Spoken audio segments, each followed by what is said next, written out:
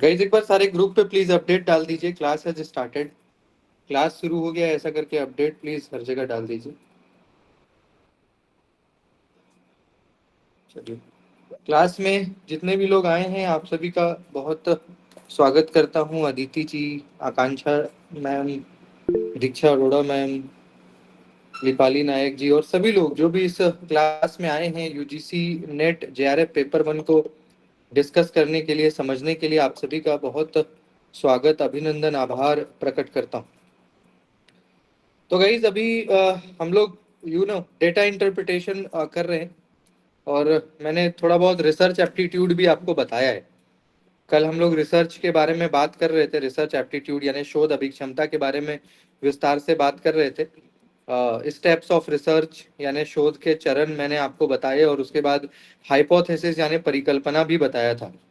तो ये हमने किया।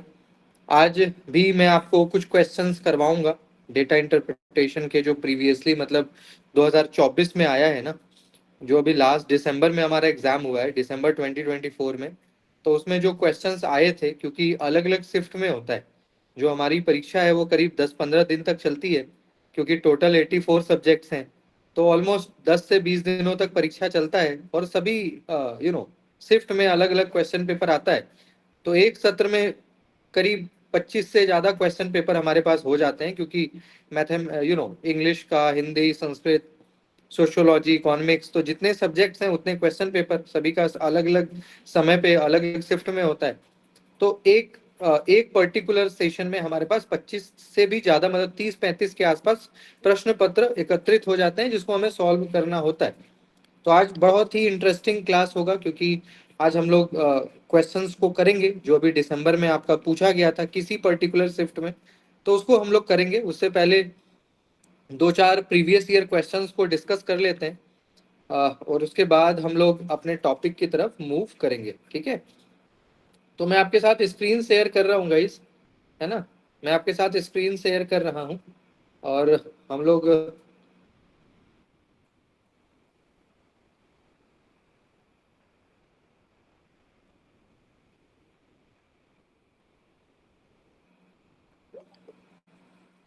तो यहाँ पे कुछ क्वेश्चंस हैं जिसको अभी हम लोग करते हैं पहले डिस्कस।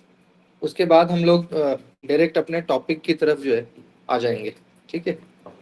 तो यहाँ पे गाइस जो पहला क्वेश्चन है, स्टेटमेंट और दो स्टेटमेंट्स दिए हुए हैं और इन दो स्टेटमेंट्स में हमें बताना है कि भाई इसका क्या मतलब आंसर होगा। क्योंकि तो पहला स्टेटमेंट गाइस जो यहाँ पे है, द वेरी फर्स्ट स्टेटमेंट, उसमें आपको कह रहा है कि indirect instruction is an approach of teaching and learning in which the process of inquiry, the content involves the content involves concept and the context is a problem। ये आपका guys assertion है, ठीक है। ये आपका क्या है, assertion, जिसमें कह रहा है गाइज कि जो इनडायरेक्ट इंस्ट्रक्शन होते हैं, इनडायरेक्ट का मतलब क्या होता है, अप्रत्यक्ष।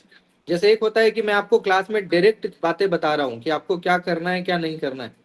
एक होता है इनडायरेक्टली, आपको मैंने आपको क्लास के बाद मैसेज के थ्रू या यू नो इनडायरेक्टली, अप्रत्यक्ष रूप से मैंने आपको कुछ संदेश दे दिया कि भाई आपको ऐसा काम करना है। तो इनडायरेक्ट इंस्ट्रक्शन जो होता है टीचिंग और लर्निंग में, जहाँ पे मेन उद्देश्य होता है इंक्वायरी, पूछताछ, तो क्या इसमें content involve concept and the context is a problem.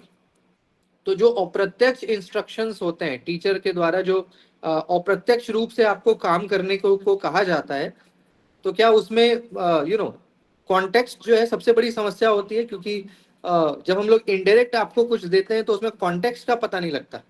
जैसे मान लीजिए कि क्लास के दौरान मैं आपको कुछ भी दूंगा तो आपको पता है, क्योंकि क्लास में आप सब लोग हो, आपको पता है कि क्लास की कार्रवाई के दौरान क्या क्या मैंने बोला। लेकिन गाइस जब मैं अपने एब्सेंस में आपको कुछ मैसेज भिजवाऊंगा कि आपको इस तरह का कार्य करना है, तो ऐसे में जो हमारा विषय है, जो हमारा संदर्भ है, जो कॉन्टेक्स्ट है, उसको लेकर के क्या बच्चे बहुत कंफ्यूज हो जाते हैं इनडायरेक्ट लर्निंग में। ये स्टेटमेंट वन है। और दूसरा स्टेटमेंट है गाइस कि इन एनआरटी टेस्ट, है ना, it tell us about a student of NRT का मतलब पता है ना, नॉर्म रिफरेंस। अगर आपको थोड़ा बहुत आपने पढ़ा है, टीचिंग एप्टीट्यूड सभी को थोड़ा बहुत आता है, तो आपको याद होगा कि दो तरह के इवैल्यूएशन मैंने बताए थे आपको, नॉर्म रिफरेंस और क्राइटेरिया रेफरेंस। तो जो नॉर्म रिफरेंस इवैल्यूएशन होता है गाइस, क्या उसमें स्टूडेंट के प्रोफिशिएंसी के लेवल के बारे में बात की जाती है, कि भाई स्टूडेंट ने किस पर्टिकुलर चीज में मास्टरी हासिल की है। तो क्या लगता है आपको, which one is correct?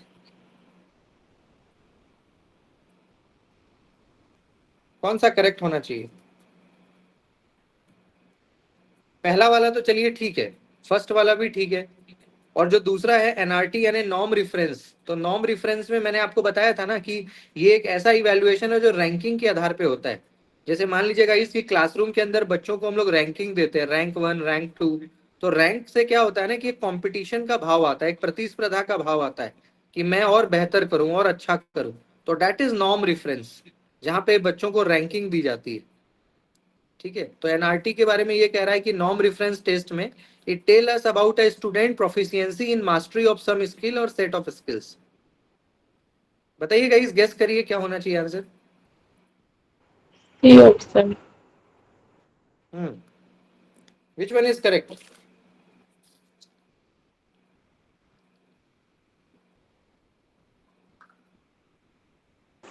A option सही लग रहा है। इसका पहला वाला, इसका पहला सर वाला तो option number second sir, both statement first and statement second are wrong. अच्छा, दोनों ही सर फॉल्स है। मुझे भी दोनों फॉल्स लग रहा है। तो सही लग रहा है। ऑप्शन सी सही लग रहा सर है एक बार मुझे। फर्स्ट स्टेटमेंट को समझाइए सर, आप first statement. Statement first is correct but statement second is हाँ, फॉल्स। तो इसका ये करेक्ट आंसर सी हो जाएगा। सी हो जाएगा। The correct answer is C, C for Canada. पहला तो ठीक है, बट दूसरा, क्योंकि नॉर्म रेफरेंस में हम लोग रैंकिंग, इसमें बेसिकली क्या होता है ना, बच्चों को जो रैंकिंग दिया जाता है ना, तो दैट इज नॉर्म। जैसे इस खास करके स्कूल्स वगैरह में होता था ना, जब हम लोग स्कूल में पढ़ते थे तो क्या होता था, सभी को आपस में रैंकिंग, रैंक 1, रैंक 2। तो रैंक क्यों दिया जाता था? ताकि एक प्रतिस्पर्धा का भाव आए कि मुझे भी रैंक 1 में आना है या टॉप 5 में आना है। तो दैट इज नॉर्म। एक और क्वेश्चन है guys, in order to bridge the gap between theory and practice.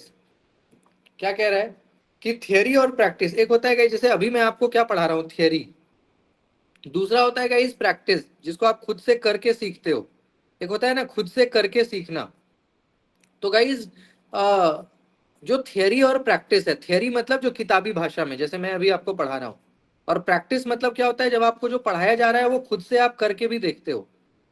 तो इसके बीच का जो गैप है, थियरी और प्रैक्टिस के बीच का जो गैप है, so both fundamental and applied research format have to be promoted. तो क्या आपको लगता है कि गाइस थियरी और प्रैक्टिस के बीच का जो गैप है, इसके बीच का जो अंतर है, क्योंकि कई सारे स्टूडेंट होते हैं जो जो रट लेते हैं, समझ लेते हैं, लेकिन जब उनको वही चीज करने के लिए बोला जाता है तो नहीं कर पाते हैं। तो ऐसे में थियरी और प्रैक्टिस के बीच की जो खाई है, इसके बीच का जो गैप है, अंतर है, क्या उसको फील करने के लिए हमें फंडामेंटल और अप्लाइड रिसर्च को प्रमोट करना चाहिए? क्योंकि फंडामेंटल रिसर्च और अप्लाइड रिसर्च दोनों ही थियरी और प्रैक्टिस के बीच के गैप को कम कर सकता है। और इसका तर्क ये दे रहा है, रीजन ये दे रहा है कि fundamental research focuses on theory making and applied research is directed eight exploring the applicability of theory in varied practical situation. तर्क ये कहता है गाइस कि फंडामेंटल रिसर्च, मैंने आपको पढ़ाया भी था लास्ट टू लास्ट क्लास में अगर आपको ध्यान हो, कि जो बुनियादी यानी मूल शोध है, फंडामेंटल रिसर्च क्या करता है, ये थियरी थियरी मेकिंग पे फोकस करता है कि भाई कोई प्रिंसिपल बना देना, कोई सिद्धांत, कोई थियरी बनाना। जबकि अप्लाइड रिसर्च क्या होता है, अप्लाइड रिसर्च में गाइस हम लोग एक्सप्लोर करते हैं, यानी एकदम डिटेल और गहन अध्ययन जिसको बोलते हो ना, कि एकदम सूक्ष्म स्तर पे जाकर के ये देखना कि भाई छोटे छोटे चीजों की क्या एप्लीकेबिलिटी है ना, उसके क्या, उसका क्या प्रयोजन है। तो अप्लाइड रिसर्च में हम लोग क्या करते हैं, करके देखते हैं, यानी लर्निंग बाय डूइंग। तो खुद से आप चीजों को करते हो, इन्वॉल्वमेंट आपका होता है ना अप्लाइड रिसर्च में, व्यवहारिक शोध में। तो क्या लगता है आपको, which one is correct? Option A. Sir option number second, option number B sir, both A and R correct but R is not the correct explanation of A. हाँ, इसका ए ठीक है, क्योंकि इस फंडामेंटल रिसर्च का मतलब यही होता है। फंडामेंटल में क्या होता है ना कि हम लोग बिल्कुल प्रिंसिपल पे फोकस करते हैं कि कोई नई बातें निकल के सामने आ जाए। जबकि अप्लाइड रिसर्च में क्या होता है कि फील्ड वर्क बहुत होता है। फील्ड वर्क मतलब कि खुद से हम जाते हैं, फील्ड विजिट पे जाते हैं, सर्वे करते हैं, क्वेश्चनेयर बनाते हैं, लोगों से मिलना जुलना, बात करना, तो नई बातें सामने आती हैं। ठीक है, तो दोनों ही ठीक है, बोथ आर करेक्ट। एक और क्वेश्चन बताइए guys, which of the following is considered as an effective form of verbal communication. Verbal मतलब जैसे अभी मैं आपको मौखिक, जो मौखिक होता है ना, ओरल जिसको बोलते हैं, जैसे अभी मैं कर रहा हूँ, ये वर्बल है। तो इन चारों में से आपको क्या लगता है सबसे ज्यादा प्रभावशाली वर्बल कम्युनिकेशन कौन है? Story telling, slogan, use of high pitch of voice या मोनोलॉग? Sir story telling. बताइए क्या लगता है आपको, ओरल मतलब जो बोल जैसे अभी मैं कर रहा हूँ, तो इन चारों में से कौन सा आपको लगता है कि सबसे ज्यादा प्रभावशाली है, बच्चों को ज्यादा समझ में आएगा अगर ऐसे हुआ तो? Sir A, A sir sir option A number story A. Telling sir, story hmm, telling. Story telling, हाँ कह यस सकते सर। हैं। क्योंकि स्टोरी टेलिंग में क्या होता है गाइस कि हम लोग एग्जाम्पल के थ्रू, स्टोरी के थ्रू जब चीजों को समझाते हैं ना, तो स्टूडेंट्स ज्यादा इन्वॉल्व भी होता है, लंबे समय तक चीजें फिर दिमाग में हमारे रहती हैं। तो स्टोरी टेलिंग होगा। बाकी स्लोगन तो ठीक है, छोटे स्लोगन वगैरह छोटा छोटा बनाना, या जोर जोर से बोलने का तो खैर कोई मतलब नहीं बनता। मोनोलॉग मतलब अकेले में बात करना। तो स्टोरी टेलिंग ठीक है, स्टोरी टेलिंग। इसका बताइए गाइस एक और आंसर। यहाँ पे 4 अलग अलग मीडियम है, आप देख सकते हो। एक तरफ न्यूज़पेपर है, रेडियो है, सोशल मीडिया है, मल्टीमीडिया है, दूसरे तरफ एग्जाम्पल है। तो बताइए गाइस किसका क्या एग्जाम्पल है? बहुत बेसिक क्वेश्चन है ये तो। न्यूज़पेपर का क्या एग्जाम्पल है, रेडियो टेलीविजन का क्या एग्जाम्पल है, सोशल मीडिया का, मल्टीमीडिया का? तो बताइए एग्जाम्पल बेस पे आपको करना है, किसका कौन सा एग्जाम्पल होगा?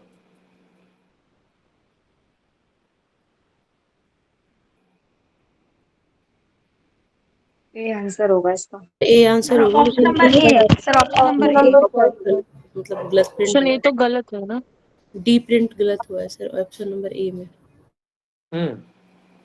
वो प्रिंट गलत हुआ है लेकिन ऑप्शन सही है। कौन सा होना चाहिए मैम? न्यूज़पेपर को क्या बोलोगे आप?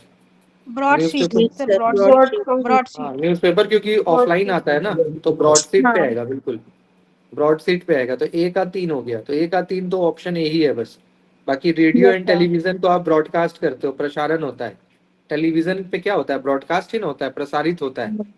यस बाकी सर। सोशल मीडिया क्या है? एक नेटवर्किंग साइट है कि आप दुनिया के किसी भी व्यक्ति से जुड़ सकते हो, कनेक्ट हो सकते हो, है ना, ऐड ऑन कर सकते हो अपने लाइफ में। मल्टीमीडिया क्या है?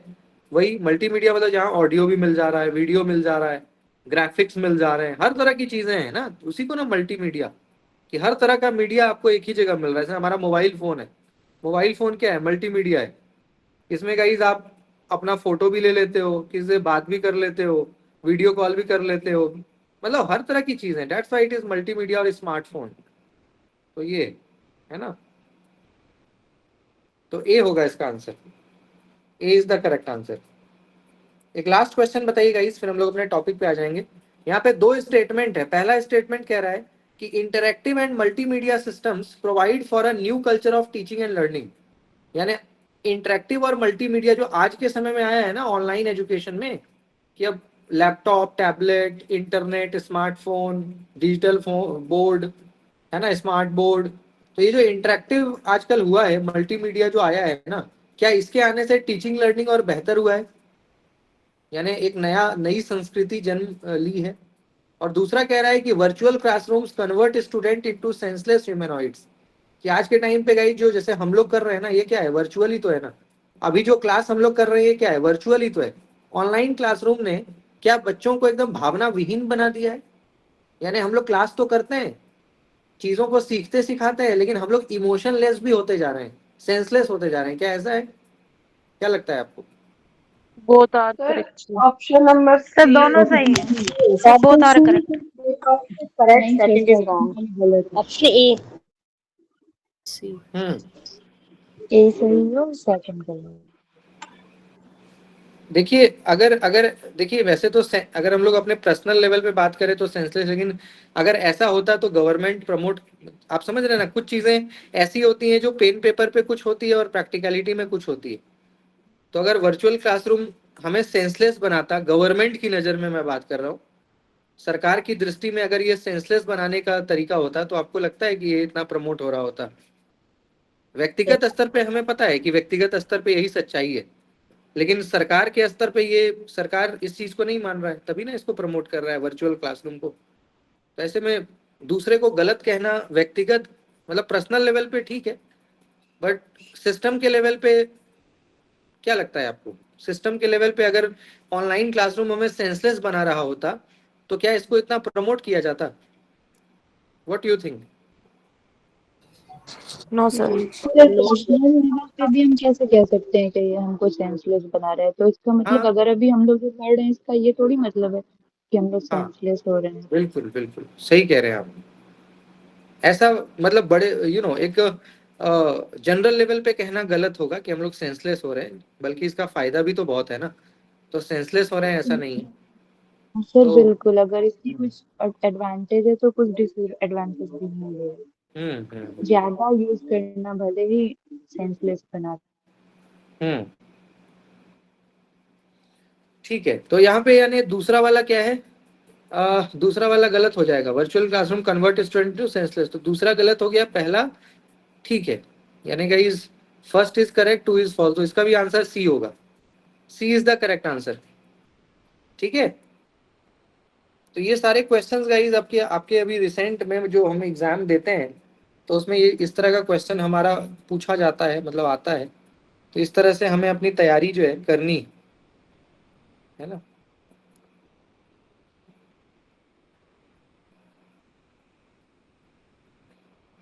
अब गाइस हम लोग आ जाते हैं अपने टॉपिक पे, अपने टॉपिक पे हम लोग आ जाते हैं। यहाँ पे आप देखिए जो पहला हमारा जो डीआई है, आज हम लोग डीआई करेंगे। अपने पास पेन और पेपर रखिए गाइस, और पेशेंस, पेन और पेपर के साथ साथ संयम, ये बड़ा इंपॉर्टेंट है ना, तभी आप सीख पाते हो। बहुत इजी क्वेश्चन आपसे पूछा गया है, 2024 का ही है ये, जो अभी एग्जाम हुआ था दिसंबर में उसी का है। तो इसको एक बार देखिए। हम लोग पहले डेटा को समझते हैं और डेटा को समझने के पश्चात फिर हम लोग क्वेश्चन को भी सॉल्व करेंगे। ठीक है, तो अपने पास पेन और पेपर रखिए। यहाँ पे गाइज देखो डेटा क्या कह रहा है, कह रहा है कि guys the following table shows the total export in crore of 6 country. मान लेते हैं गाइज कि ए से एफ, आप अभी बस पहले स्लाइड पे फोकस करिएगा। इस टोटल 6 देश है, ए से अमेरिका, बी से बोलीविया मान लेते हैं, सी से कनाडा मान लेते हैं, डी से डेनमार्क, ई से इंग्लैंड और एफ से फिनलैंड। मान लेते हैं कि ए से लेकर एफ तक 6 अलग अलग देश हैं, और 6 देश ने जो एक्सपोर्ट मतलब समझते हो, एक्सपोर्ट का मतलब होता है गाइस बेचना। जैसे मान लीजिए कि भारत सब्जी को बेचता है, अमेरिका को देता है, या भारत मछली मछली भी एक्सपोर्ट करता है, भारत अचार मसाला पापड़, ऐसी कई सारी चीजें हैं जो हम लोग एक्सपोर्ट करते हैं, मतलब आयात करते हैं, बेचते हैं दूसरे देशों को। तो इसी प्रकार से गाइस यहाँ जो 6 देश है वो कितना एक्सपोर्ट किया है कौन से वर्ष में, वो यहाँ दिया हुआ है। जैसे मान लेते हैं गाइस कि 2019, 2020, 2021, 2022 और 2023, यानी 5 अलग अलग वर्षों का ये एक्सपोर्ट का डेटा है। तो देख सकते हो गाइस कि जैसे अगर हम ए की बात करें तो ए ने 2019 में कितना कितना करोड़ का माल बेचा है? 40 करोड़ का, 40 करोड़ का इसने एक्सपोर्ट किया है, माने बेचा है किसी और देश को। ऐसे ही अगर हम कंट्री बी की बात करें तो कंट्री बी ने 2019 में करीब 60 करोड़ का व्यापार किया है, यानी बेचा है, सामान बेचा है किसी और देश को। ऐसे ही कंट्री सी ने कितने करोड़ का सामान बेचा है? 100 करोड़ का। कंट्री डी ने कितना बेचा है? 90 करोड़। कंट्री ई ने 120 करोड़, कंट्री एफ ने 48 करोड़। तो ये गाइस करोड़ में डेटा है। एक्सपोर्ट और इंपोर्ट तो आपको पता है, नहीं पता है तो समझ लीजिए। एक्सपोर्ट का मतलब होता है गाइस जब कोई देश किसी और देश को सामान बेचता है। जैसे मान लिया भारत भी गाइस एक्सपोर्ट करता है ना, भारत भी क्या करता है? एक्सपोर्ट करता है। तो इसी प्रकार से गाइस हम लोग भी एक्सपोर्ट करते हैं और हम लोग इंपोर्ट, इंपोर्ट का मतलब क्या होता है? खरीदना। जैसे मान लिया कि है। और ना ही आपकी आवाज आ रही है clear. Sir sir sir clear है वॉइस तो clear। मेरी आवाज आ रही है guys? Hello yes sir, yes Yes, sir, sir आ रही है आ रही है Yes, आ रही है। sir. Shivani, yes sir. Shivani ma'am एक बार क्लास से जल्दी लेफ्ट होके फिर से आ जाइए। आप क्लास से लेफ्ट होके तुरंत वापस आ जाइए। तो गाइस मैं यहाँ पे कह रहा था कि अच्छा 2 तरह के वर्ड्स होते हैं, एक होता है इंपोर्ट, एक होता है एक्सपोर्ट। आपने पढ़ा भी होगा ये बचपन में, आयात और निर्यात। एक होता है बेचना, एक होता है खरीदना। तो जब बेचिएगा तो उसको एक्सपोर्ट बोलते हैं, और खरीदोगे तो इंपोर्ट बोलते हैं। तो गाइस जो देश एक्सपोर्ट ज्यादा करता है उसको कहते हैं अमीर देश। जैसे अमेरिका इतना अमीर क्यों है? क्योंकि वो बेचता ज्यादा है, खरीदता कम है। भारत गरीब देश क्यों है? क्योंकि भारत खरीदता ज्यादा है और बेचता कम है। हमारे पास बेचने के लिए कम सामान है, खरीदने के लिए ज्यादा है, क्योंकि आबादी ज्यादा है ना, तो इसलिए हम लोग पुअर कंट्री हैं। जिस दिन हमारा भी एक्सपोर्ट ज्यादा हो जाएगा उस दिन हम भी डेवलप्ड हो जाएंगे। तो यही है एक्सपोर्ट इंपोर्ट का कहानी। तो ये गाइज एक डेटा है, अलग अलग वर्षों का है, ठीक है। जैसे मैं अब आपसे पूछता हूँ गाइज कि आप मुझे बताओ कि कंट्री ए ने 2020 में बताओ कितना करोड़ का एक्सपोर्ट किया? 80 करोड़। 80 करोड़ का। 80 हाँ। करोड़। बहुत अच्छे, पेशेंस रखिए गाइज, घबराइए मत, है ना। कंट्री बी में बताए गाइज, कंट्री बी ने 2023 में कितना का एक्सपोर्ट किया है? 200 करोड़। 200 करोड़ सर। 200 करोड़ का, बहुत सुंदर। कंट्री ई ने बताइए तो, कंट्री ई ने 2023 में कितना का एक्सपोर्ट किया है? 220 सर। 220 करोड़। कंट्री सी ने 2021 में कितना का एक्सपोर्ट किया है? 110 140 करोड़। 140 करोड़, बहुत सुंदर। एक और क्वेश्चन पूछता हूँ, कंट्री ए बताइएगा, इस कंट्री ए ने 2022 में कितना का एक्सपोर्ट किया है? 90 करोड़। 90 करोड़। 90 CR। तो मुझे लगता है कि डेटा आपको क्लियर है कि कौन सा देश ने कितना कितना करोड़ का सामान बेचा है, ये क्लियर हो गया आपको, ठीक है, ये क्लियर है आपको। अब गाइस हम लोग आते हैं, चलिए क्वेश्चन के ऊपर, क्वेश्चन के ऊपर आइए। पहला क्वेश्चन आपके स्क्रीन पे है गाइस, कॉन्सेंट्रेट करिए, पहले समझिए, बहुत आसान क्वेश्चन है।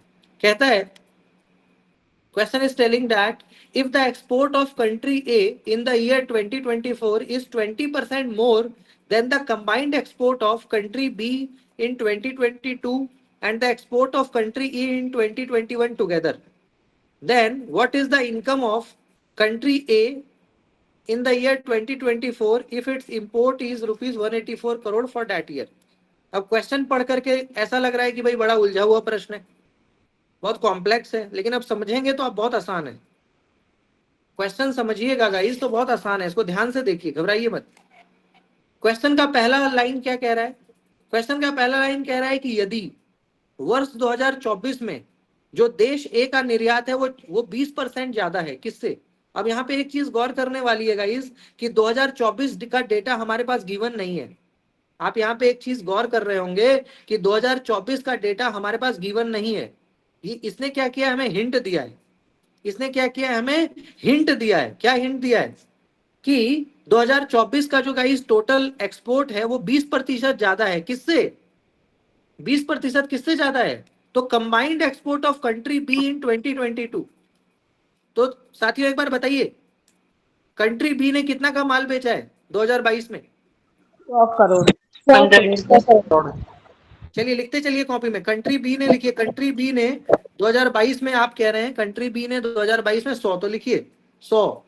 आगे पढ़िए guys, and the export of country E in 2021, बताइए गाइस देख कर, कंट्री ई ने 2021 में कितने का सामान बेचा है? 110 करोड़।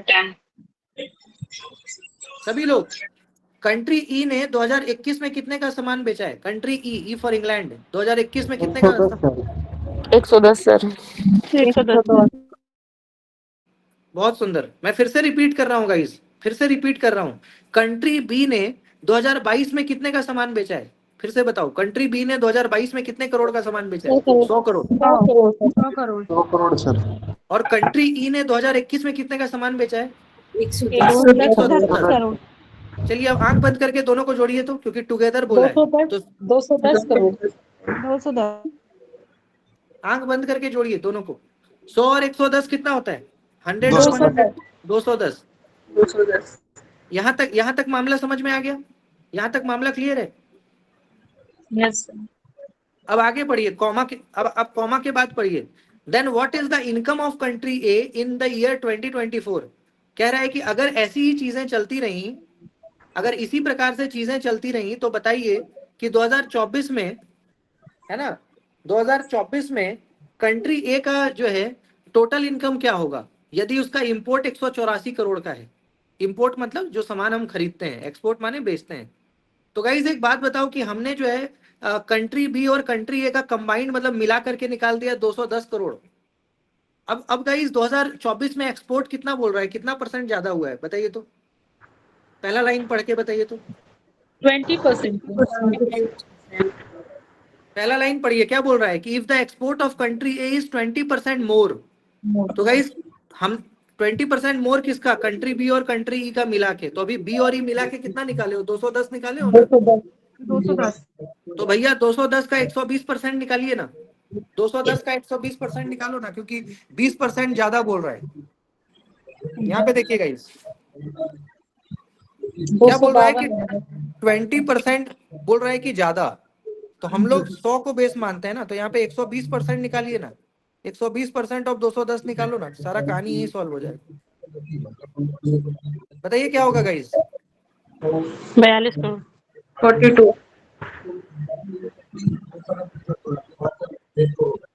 252 होगा ना। Sir 120, sir 20%। मैम 20% ज्यादा, 40 20% करोड़। आपने 120 लिख। हाँ इसलिए लिखा मैम, क्योंकि हम लोग परसेंटेज में बेस किसको मानते हैं, 100 को, तो कह रहा है कि 20% ज्यादा, तो 20 को हम 120 मान के सॉल्व करेंगे।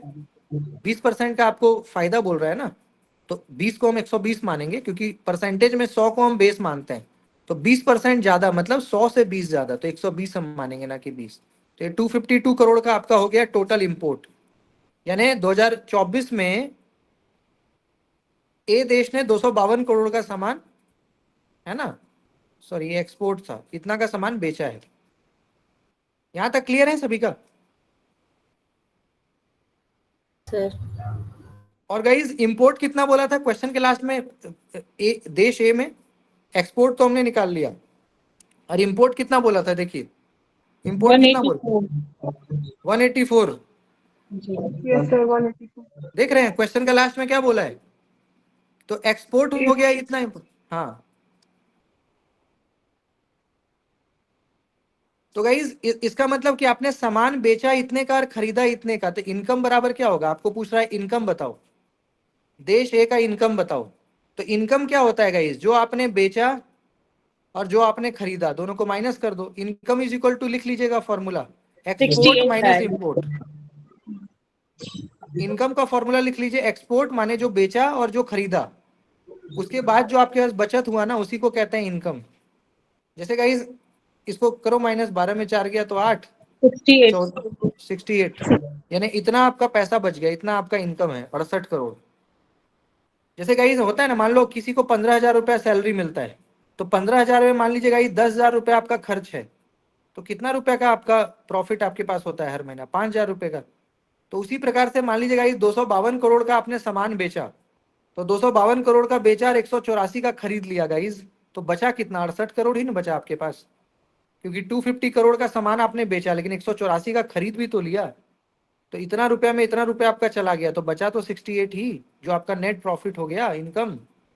तो यही निकालना था हमें, ठीक है, हमें यही निकालना था।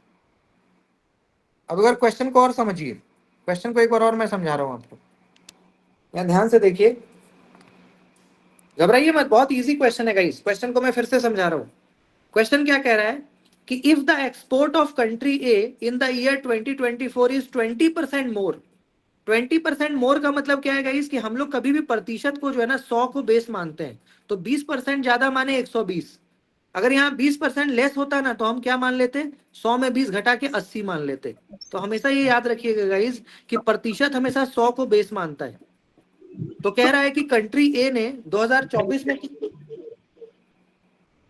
कंट्री ए ने 2024 में क्या कह रहा है कि 20% ज्यादा का एक्सपोर्ट हुआ है, then the combined export of country B in 2022 and the export of country in 2021 together। तो हमने ये पहले सॉल्व कर लिया गाइस, क्योंकि ये एक हिंट है हमारे पास, बहुत मजबूत हिंट है, कि कंट्री बी ने जो 2022 में बेचा है, कितने का बेचा है, तो आप बोल रहे हो 100 करोड़ का, और कंट्री ई ने 2021 में जो बेचा है कितने का, तो 100 करोड़ का, तो दोनों का कंबाइंड करिएगा तो 100 और 110 210 करोड़ का, तो 210 करोड़ का गाइस 20% यानी 120% ऑफ 210 हमने निकाला, तो आ गया हमारा 250 करोड़।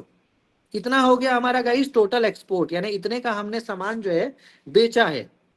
और लास्ट क्वेश्चन का लास्ट लाइन कह रहा है कि भैया जो इंपोर्ट है माने जो खरीदे हो आप, वो 184 करोड़ का खरीदे हो, तो बताओ कि नेट प्रॉफिट आपका कितना है। तो गाइस जब 252 रुपया 252 रुपीज का आपने सामान बेचा और उसके बाद 184 का सामान आपने खरीद भी लिया, तो दोनों के बीच का गैप कितना हुआ? 68 हुआ। यही क्वेश्चन था, यही ना किया हमने, यही किया हमने। हमने क्या किया, पहले 2022 बी, जो बी देश है उसका 2022 का कितना है एक्सपोर्ट? 100 करोड़। ई का कितना है? 100, तो 210 करोड़ का टोटल। अब 210 का 120% हमने निकाला तो कितना हो गया? 252। ये हो गया गाइस एक्सपोर्ट, कि देश ए ने इतना का सामान बेचा है, देश ए ने इतना का सामान बेचा 2024 में, और इंपोर्ट दिया हुआ है क्वेश्चन में 184। तो इतना का बेचे माने इतना कमाए आप, 252 करोड़ रुपया कमाए, और उसमें से 184 आपने उड़ा दिया, तो बचा कितना आपके पास? 252 में 184 उड़ा दिया तो 68 करोड़ आपके पास बचा, जो आपका इनकम कह लो चाहे प्रॉफिट कह लो। वही क्वेश्चन पूछ रहा है। क्लियर है गाइस? बोलिए। जी सर। जी सर। घबराइए मत, क्वेश्चन को पढ़िए अब ध्यान से। सर 120% कैसे आया सर? हाँ, 120% इसलिए है ना मैम, क्योंकि क्वेश्चन का पहला लाइन पढ़िए कि if the export of country A in the year 2024 is 20% मोर। तो जब भी मैम किसी क्वेश्चन में आपको 20% ज्यादा का मतलब हो गया, वो 20 नहीं, वो 120 है, क्योंकि 100 तो परसेंटेज को हम लोग 100 मानते हैं पहले ही, परसेंटेज का मतलब ही होता है 100। लेकिन अगर वो 20% के दर से बढ़ रहा है तो हम उसको क्या करेंगे, डायरेक्ट 120% निकालेंगे। ये शॉर्टकट है। मान लीजिए मैम, आज मैं कहता हूँ कि आपके पास 100 रुपया है, मैं कहता हूँ आपके पास 100 रुपीज है, और आपको मैंने 20% आपका सैलरी बढ़ा दिया है ना, तो आप क्या करिएगा, 100 का 20% निकाल के फिर 100 में जोड़िएगा ना, या आप डायरेक्ट 100 मान लेते हैं। इससे एग्जांपल आपको मैं देता हूँ, देखिए यहाँ पे मान लीजिए मैम कि आज आपकी सैलरी कितनी है, आज आपकी सैलरी मान लीजिए 10,000 रुपये है, और मैं कहता हूँ कि मैम अब अगले महीने से मैं 20% आपका इंक्रीमेंट कर रहा हूँ, तो आपको 10,000 पे 20% बढ़ा मैम। तो इसको निकालने का दो तरीका है, एक तो ये है कि आप पहले 20% ऑफ 10,000 निकाल लो। आप क्या करो, 20% ऑफ 10,000 निकाल लो, कितना हुआ? तो 20% ऑफ 10,000 हो गया आपका, है ना, 2,000। तो इसका मतलब क्या हो गया मैम, 10,000 प्लस 2,000, यानी अगला महीना से आपका सैलरी कितना हो गया? 12,000। एक तो ये तरीका है, और एक तरीका क्या है मैम, शॉर्टकट, कि अगर आपका सैलरी 10,000 है और अगला महीना से 20% बढ़ रहा है, तो डायरेक्ट आप शॉर्टकट मारिए कि 120% अब आपका सैलरी हो जाएगा। अभी जो सैलरी आपको मिल रहा है ये क्या है, ये 100% है जो आपको सैलरी मिल रहा है। अब 20% सैलरी बढ़ गया, शॉर्टकट निकालना, ये इसको कहते हैं शॉर्टकट। तो 20% इंक्रीमेंट का मतलब क्या है मैम, कि 120% डायरेक्ट आप निकालिए, 120% ऑफ 10,000 की अगला महीना से आपका इतना बढ़ जाएगा। तो 0 0 को उड़ाइए, 120 नहीं के कितना हो गया, है ना, ये हो गया 120 को 3 0 लगाइए इधर, 12,000 रुपये, इतना आपका तनख्वाह। समझ रहे हैं मैम? तो यही कहानी है। या तो हम लोग पहले 20% निकाल करके जोड़ते टोटल में, और नहीं तो शॉर्टकट करो ना, क्या दिक्कत है, दोनों तरीका है। आप चाहें तो पहले 20% निकाल करके टोटल में जोड़िए, और नहीं तो शॉर्टकट मारिए, डायरेक्ट 120% करिए ना।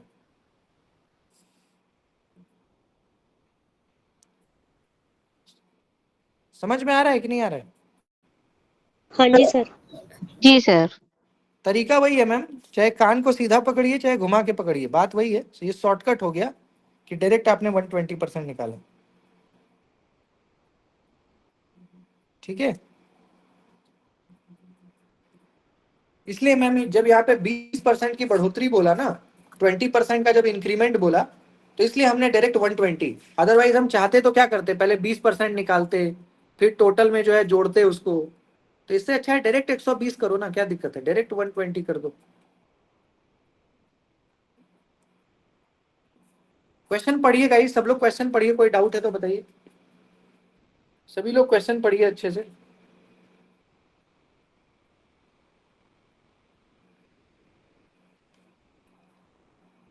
क्लियर हो गया सभी का, या फिर से बताऊं?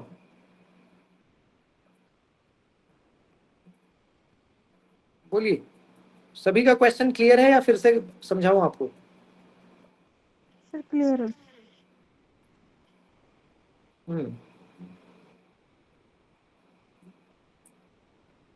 इसको देखिए मैम, ये क्वेश्चन नंबर 2 आपको यहाँ पे दे रहा है ना। क्वेश्चन नंबर 2 क्या कह रहा है, डेटा भी है, क्वेश्चन पढ़िए क्या कह रहा है कि in the year 2019 if the ratio of export to import ध्यान से समझिए, घबराइए मत। क्या कह रहा है कि इन द ईयर 2019, है ना, कि 2019 में 2019 में यदि एक्सपोर्ट और इंपोर्ट का अनुपात कंट्री डी और कंट्री एफ के लिए 1:2 एंड 4:1 है। अब मैम हमेशा ये ध्यान रखिएगा कि क्वेश्चन जो बोल रहा है ना उस पर फोकस करना है ना। सर ये हिंदी वाला थोड़ा और ऊपर करिए, दिख नहीं रहा। हाँ, एक बार ये देखिए, मैं हिंदी वाला पढ़िए। क्या कह रहा है कि वर्ष 2019 में यदि देश डी और देश एफ के लिए निर्यात और आयात का अनुपात क्रमशः 1:2 और 4:1 है, तो उसी वर्ष में देश एफ और डी के कुल आयात कितने हैं। तो कभी भी डीआई का क्वेश्चन जानते हैं एक बार में मत करिएगा, कभी भी डीआई का क्वेश्चन एक बार में मत पढ़ने जाना, हमेशा क्वेश्चन को 2 या 3 पार्ट में तोड़ना, तभी बनेगा। तो क्वेश्चन को गाइस पहला पार्ट पढ़िए क्वेश्चन का। क्वेश्चन का पहला पार्ट क्या बोल रहा है कि 2019 में यदि एक्सपोर्ट और इंपोर्ट का रेशियो कौन कौन से देश में, डी और एफ में, तो डी में 1:2 और एफ में 4:1 बोल रहा है।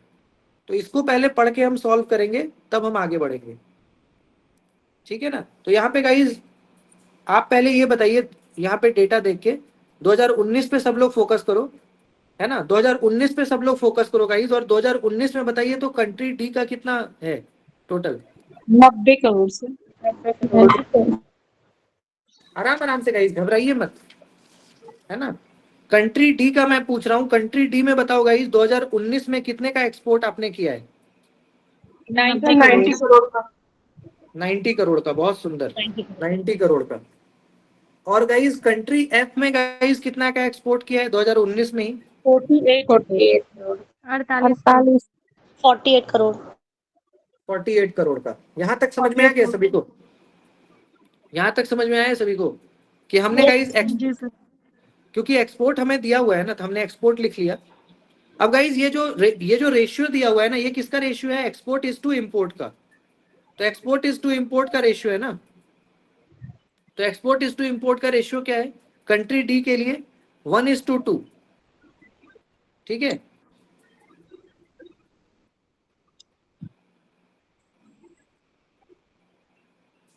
और कंट्री एफ का रेशियो क्या है गाइस, 4:1, 4:1। ठीक है। यहां तक क्लियर है सभी का। Yes sir. यस।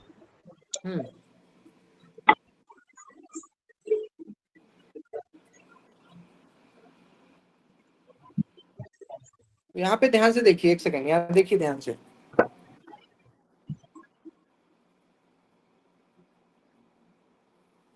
यहाँ पे ध्यान से देखो गाइज कि एक्सपोर्ट और इंपोर्ट का रेशियो क्या है 1:2, है ना। तो यानी गाइज हम यहाँ पे लिख सकते हैं, आपका क्या लिख सकते हैं, एक्सपोर्ट हमारा क्या हो गया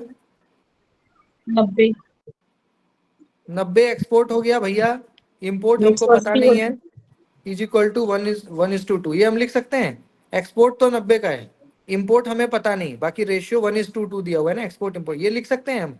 ये बोलिए, एक्सपोर्ट जो है 90 करोड़ का है, इंपोर्ट हमें पता नहीं, और कंट्री डी में क्या रेशियो दिया हुआ है एक्सपोर्ट इंपोर्ट का 1:2। तो क्या ये इक्वेशन लिख सकते हैं हम। Yes sir. क्योंकि एक्सपोर्ट इज टू इंपोर्ट का रेशियो है ना, ये जो रेशियो है किसका, एक्सपोर्ट इंपोर्ट का। तो इसको क्या लिखेंगे इस 90 बटा इंपोर्ट इज इक्वल टू 1/2, ऐसे ही लिखते हो ना। 180 आएगा सर। तो इंपोर्ट कितना हो गया 180, यहाँ तक समझ में आया। इंपोर्ट हो गया 180। अब यहाँ पे आइएगा, इस कंट्री एफ में export is to import is equal to कितना दिया हुआ है 4:1। एक्सपोर्ट कितना का है भैया 48 करोड़ का, इंपोर्ट नहीं पता, इज इक्वल टू 4:1। इसको भी सॉल्व करिए, 48 upon import is equal to 4/1। इसको सॉल्व करिएगा इस, तो क्या होगा 12 आएगा sir. 4 into I is equal to 48 1 जा 48। तो इंपोर्ट इज इक्वल टू क्या होगा 48/4, यानी 12 आ गया। यानी कंट्री एफ में इंपोर्ट कितना हो गया 12 करोड़ का। यहाँ तक क्लियर है, बोलिए। बहुत सिंपल है गाइस, ये एक्सपोर्ट इंपोर्ट का रेशियो था ना, इसलिए हमने एक्सपोर्ट इज टू इंपोर्ट लिखा है, एक्सपोर्ट इज टू इंपोर्ट लिखा है। यहाँ तक क्लियर है सभी का। Yes sir. अब हमारे पास मैम देखिए इंपोर्ट दोनों का आ गया, डी का भी इंपोर्ट आ गया और एफ का भी इंपोर्ट आ गया। यहां तक में कोई तकलीफ है तो बताइए। No sir.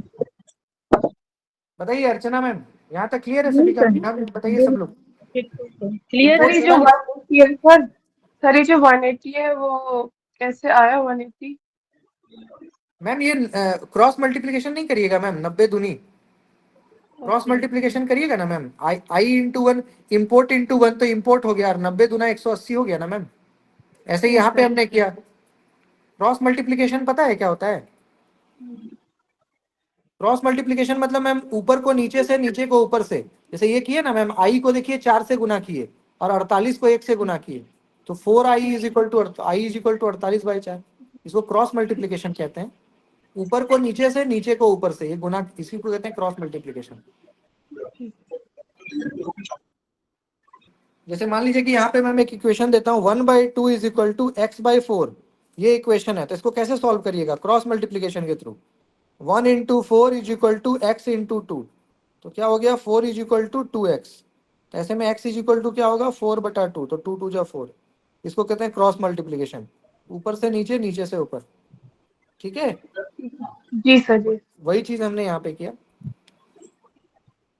यहाँ तक क्लियर हो गया सभी को? इंपोर्ट दोनों का, डी और एफ का। Yes sir. Yes sir. तो अब क्या कह रहा है क्वेश्चन? अब तो आई गया आंसर। तो बताइए ना, what is the total import? कितना हो गया मैम? 180 और 92 जोड़िए ना, कितना हो गया आंसर? 180 और 92। 200। टोटल इंपोर्ट पूछ रहा है ना मैम, टोटल इंपोर्ट पूछ रहा है। तो इसका इंपोर्ट लाए थे आप 180 और इसका 12 लाए, तो दोनों को जोड़िएगा तो टोटल इंपोर्ट कितना हुआ? 105। 192। एक, हाँ, सर 192 सर। डी का 180 करोड़ का माल आपने बेचा, और आपने एफ में जो है 12, तो 180 और 12 कितना होता है? 192 CR। 192। जी क्लियर है? जी। कितना इजी था। बट क्वेश्चन पूछने का बस क्या खेल था मैम? इसका खेल था, एक्सपोर्ट इज टू इम्पोर्ट। बस ये पता करना था कि भैया एक्सपोर्ट कितना दिया, और इम्पोर्ट, इम्पोर्ट तो दिया नहीं था, इम्पोर्ट हमें निकालना था, एक्सपोर्ट तो गिवन है, बाकी रेशियो दिया हुआ था, सॉल्व कर लिए। क्वेश्चन इजी है, बट वही है कि करने का तरीका आपको पता होना चाहिए।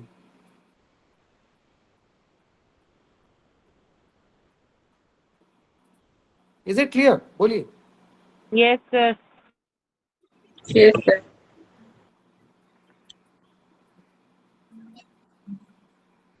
चलिए, तो ये क्वेश्चन था गाइस। अरे कौन सा ऑप्शन करेक्ट हो गया इसका?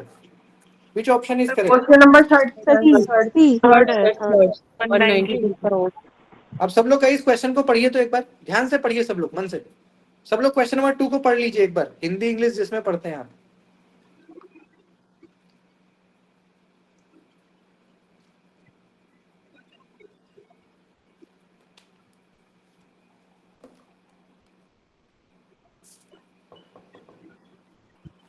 क्लियर है सर। चलिए क्लियर है मैम, तो अब एक क्लियर हो गया। तो इसका जो रिमेनिंग है ये होमवर्क में करिएगा। इसका एक क्वेश्चन अप्रोक्सीमेट परसेंटेज इंक्रीज पूछा है आपका।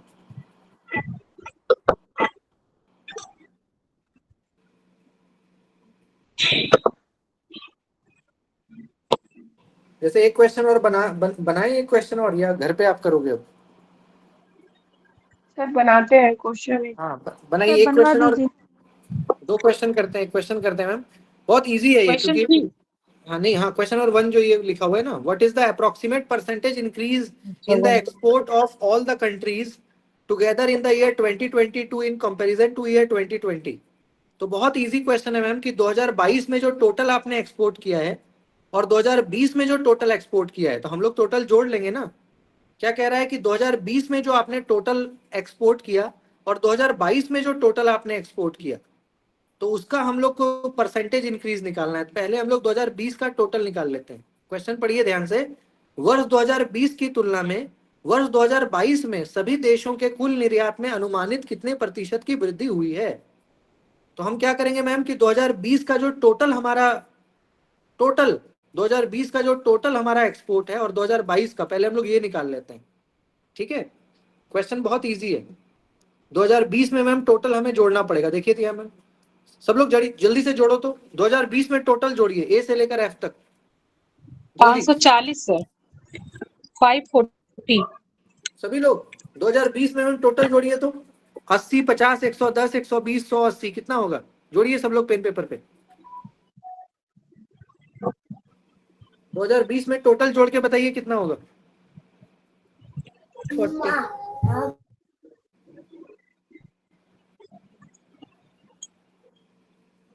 540 पक्का 540। अब 2022 जोड़िए तो मैम 540 2022 जोड़िए तो मैम 2022 में कितना होगा। 180 सर 680 सब लोग जोड़ेंगे 90 100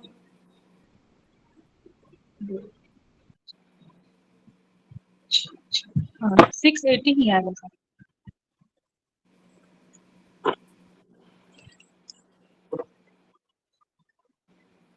750।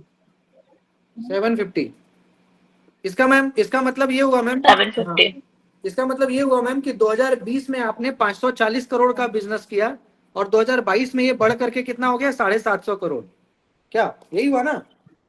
यहाँ देखिए यही हुआ, ये देखिए ध्यान से आप लोगों ने जो 2020 में मैम टोटल एक्सपोर्ट कितना हुआ, टोटल एक्सपोर्ट 540 करोड़ का, जबकि 2022 में बढ़ गया ना ये। तो परसेंटेज इंक्रीज का फॉर्मूला क्या होता है बताइए, हर दिन मैं आपको बोलता हूँ।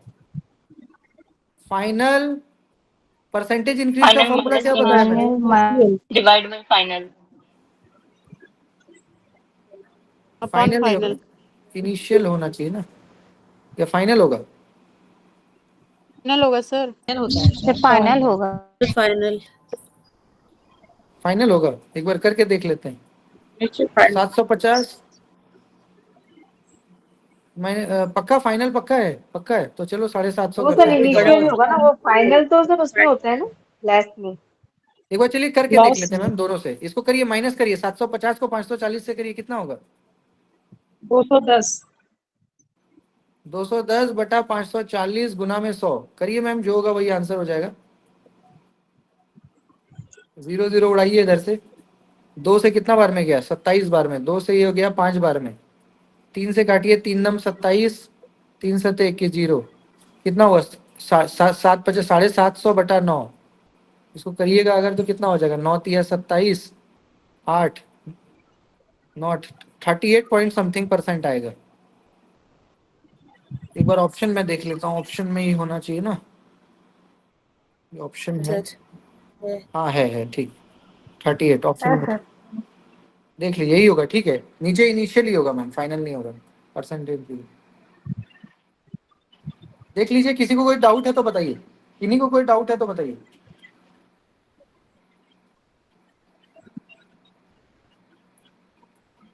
क्लियर है गाइस, बोलिए।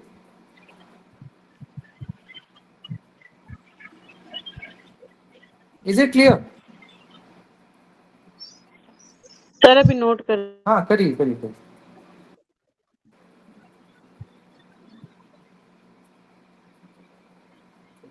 समझ में आ गया ना, नोट तो खैर ठीक है, समझ में आ गया कि नहीं आ गया, बस फॉर्मूला लगा के खटखुट कर।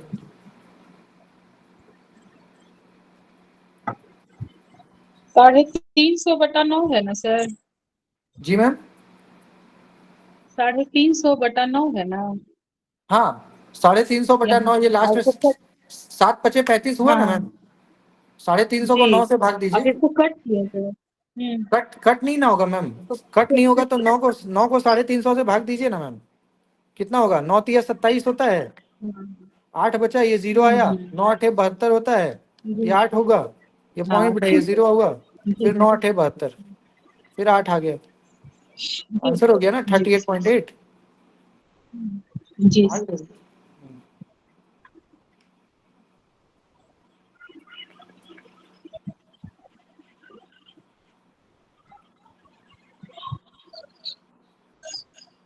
क्लियर है। Yes sir. Yes sir. Sir yes sir.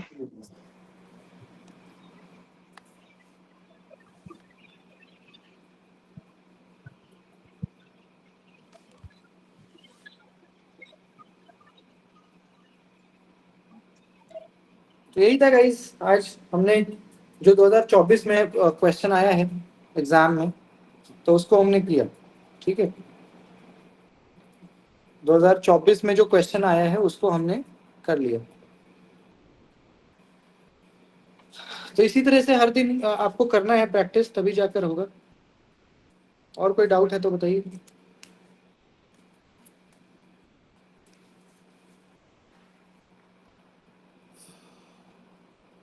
AI के लिए कुछ और मतलब एक्स्ट्रा और वो दे दीजिए एक्सरसाइज करने के लिए, प्रैक्टिस करने के लिए।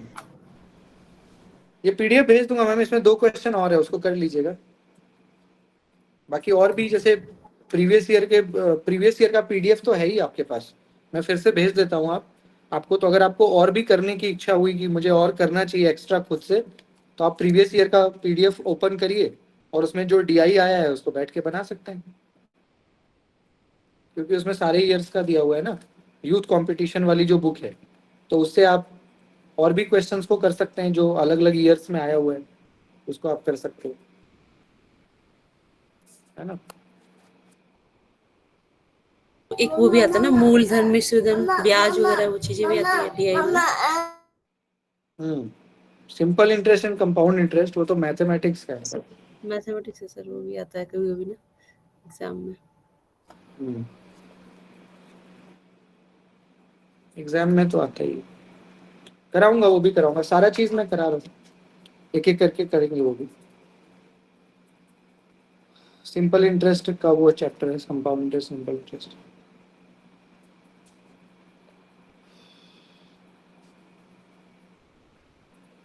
चलिए, तो गाइस मैं ये वाला PDF आपको भेज दूंगा, उसको आप करिए सॉल्व, जो भी क्वेश्चन आपका है इसमें। बाकी कल मिलते हैं तो फिर आगे और भी क्वेश्चंस को करेंगे। ठीक है, और भी नए नए क्वेश्चंस को बनाएंगे हम लोग कल के क्लास में। आज के लिए इतना ही। अपना बहुत ख्याल रखिए, बहुत खुश रहिए और मेहनत करते रहिए। संडे भी हमारा क्लास अब होगा, संडे बैकअप क्लास हमारा होता है ना 10 से 11। तो अभी इस संडे से हम लोग फिर उसको कंटिन्यू कर देंगे। तो सुबह 10 से 11 हमारा जो बैकअप क्लास होता है उसको हम करेंगे। ठीक है, बाकी और कोई डाउट है, कुछ बताना है तो बताइए। जिस दिन टफ क्वेश्चन कराता हूँ उस दिन सब क्लास से भाग जाते हैं। अब आसान चीज हर दिन पढ़ाना संभव है? आसान क्वेश्चन आ रहा है आजकल एग्जाम में, इतना टफ क्वेश्चन आ रहा है कि अच्छे अच्छे एक्सपर्ट भी बैठेंगे तो नहीं कर पाएंगे सारा क्वेश्चन। ऐसा क्वेश्चन आता है UGC नेट का। तो अपने आप को अगर आप लोग उस तरह से तैयार नहीं करिएगा कि भाई टफेस्ट क्वेश्चन के लिए, अपने आप को टफेस्ट क्वेश्चन के लिए अगर आप तैयार नहीं करेंगे तो कहाँ से एग्जाम आपका क्लियर होगा। इसलिए मैं भी कोशिश करता हूँ कि जो अभी मान लीजिए कराने का तो मैं आपको आसान चीज भी करा सकता हूँ, लेकिन जो क्वेश्चन आया है मैं उसी पे ज्यादा फोकस करता हूँ। आप ये नोटिस करते होंगे कि जो भी क्वेश्चन मैं आपको कराता हूँ वो आया हुआ है, 2024 में आया है, तो उस पैटर्न पे कराता हूँ ताकि क्वेश्चन कुछ भी आए आप कर पाए, है ना। तो इसलिए आपको थोड़ा सा हिम्मत रखना पड़ेगा। क्वेश्चन देखकर अगर आप डर जाओगे ना कि मेरे से नहीं हो पाएगा या मैं नहीं कर पाऊंगी, ऐसा मन में भाव आएगा तो सही में आप नहीं कर पाएंगे। इसलिए क्वेश्चन में यही होता है कि इसकी क्वेश्चन को 2 से 3 बार पढ़ेंगे ना आप तो, और ऑटोमेटिकली आपसे फिर बन जाएगा वो क्वेश्चन। अगर आप पढ़ोगे तो ऑटोमेटिकली आपसे बनने लग जाएगा। बट ये है कि आपको 2 बार 3 बार उस क्वेश्चन को रिपीटेडली पढ़ना पड़ेगा। तो 2-3 बार आप जब पढ़ेंगे तो आपको आ जाएगा समझ, फिर आप उसको बना सकते हैं। ठीक है, तो ये है। बाकी जो भी मैं आपको पढ़ा रहा हूँ वो सारा क्वेश्चन पेपर को बेस मान के ही पढ़ा रहा हूँ। जो भी पढ़ा रहा हूँ, चाहे 10 के 10 यूनिट्स है ना, तो उसमें जो भी मैं आपको पढ़ाता हूँ पिछले 5 साल का क्वेश्चन पेपर को ध्यान में रखते हुए ही पढ़ाता हूँ, ताकि आपको वो सारा डायरेक्ट एग्जाम में फायदा हो। कोई भी अन्यथा चीज मैं नहीं पढ़ाता हूँ जो आपके काम का ना हो, जो एग्जाम की दृष्टि से महत्वपूर्ण ना हो, वो मैं पढ़ाता ही नहीं हूँ। तो इसलिए ये बहुत इंपॉर्टेंट है कि आपको समझना पड़ेगा जो टफ चीज़ें हैं या जो कॉम्प्लेक्स डेटा है तो उसको समझ। जैसे आज का जो डेटा था थोड़ा सा कॉम्प्लेक्स था, बट अब आपको समझ में आ गया। अब मैं PDF भेजूंगा, क्लास के बाद एक बार थोड़ा सा देख लोगे, आप रिवाइज कर लोगे तो मुझे लगता है बन जाएगा। यही तो है ना कि एक बार आपने क्लास में कर लिया और एक बार आप क्लास के बाद खुद से भी एक बार बैठ के देख लो कि क्या क्या हमने किया, हो गया। लाइफ टाइम के लिए दिमाग में चला जाएगा, वो लाइफ टाइम के लिए। तो एक बार घर पे भी सेल्फ स्टडी के दौरान देखना जरूरी है, बट अब आप पेशेंस रखेंगे, समझेंगे, तभी तो होगा ना, ऐसे कैसे समझ में आएगा। तो हम सर मिलते जब हैं क्वेश्चन आपके साथ जब क्वेश्चन कर रहे हैं तब इजी लग रहा है, अब उसके बाद अलग से देखते हैं तो लगता है समझ ही नहीं आ रहा। हाँ। जी सर, ऐसा ही लगता है। ये अच्छा भी है इसका, इसी बहाने मेरा साथ तो आपको चाहिए ना। आपसे अगर मैम मेरे बिना चीजें बन जाएंगी तो मेरा क्या महत्व रहेगा आपके जीवन में। तो ऐसा होते रहना चाहिए, मुझे लगता है ये बड़ा जरूरी, किसी भी संबंध में ये रहना बड़ा जरूरी था, चाहे कोई सा भी रिलेशन हो।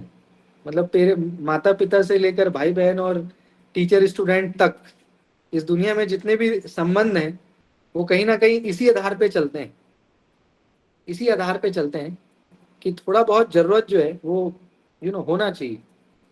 तो हालांकि मैं ये कोशिश करता हूँ कि आपका कॉन्सेप्ट क्लियर हो जाए और आपको सारी चीज़ें समझ में आ जाए, आप कर पाएं, बट उसमें थोड़ा सा टाइम तो लगेगा मैम। एक्सपर्ट मतलब टॉपिक में एक्सपर्ट होने में, दक्षता आने में समय थोड़ा लगेगा, एक दिन 2 दिन में नहीं होगा ना, क्योंकि मैथमेटिक्स है तो बहुत प्रैक्टिस लगेगा।